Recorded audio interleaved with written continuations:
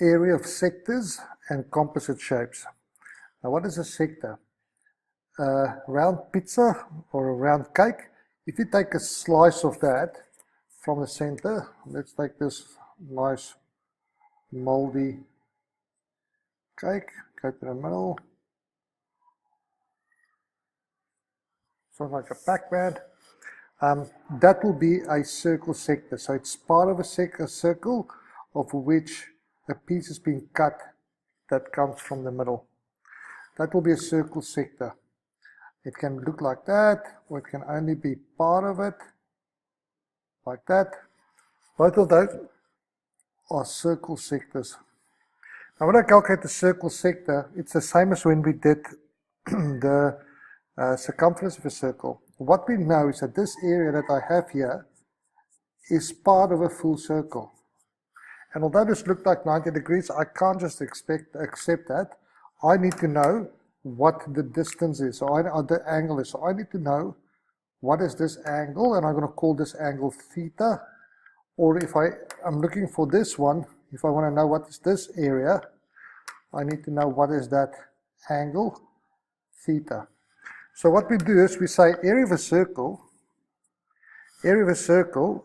of any circle is the usual pi r squared.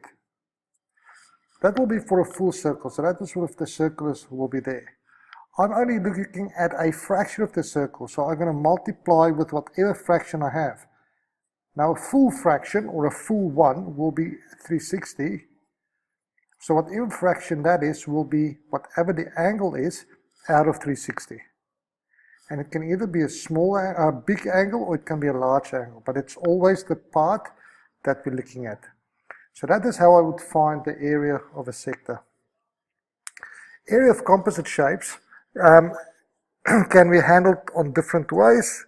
If you look at the example, you will be able to see how I'm going to write it down, which is different than some of the textbooks.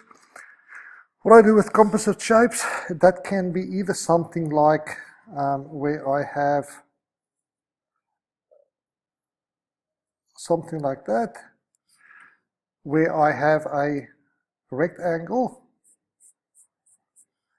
and a semicircle.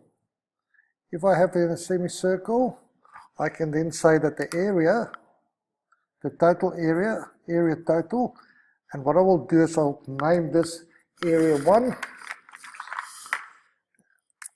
I'll call that area 1, and I'll call this area 2.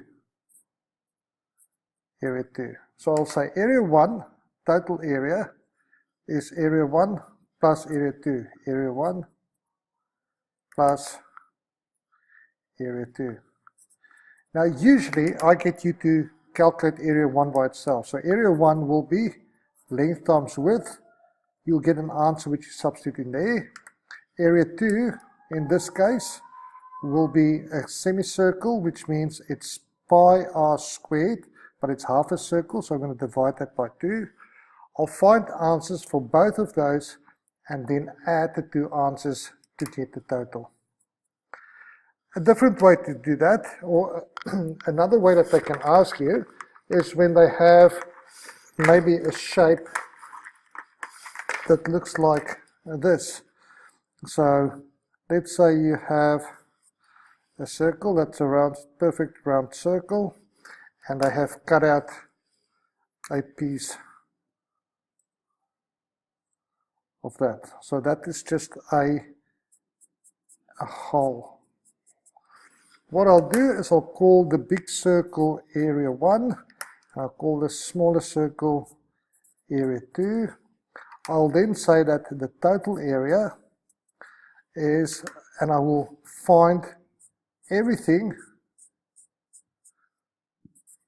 area 1, which is the full circle, and then I will subtract my area 2, which is the smaller bit, the rectangle.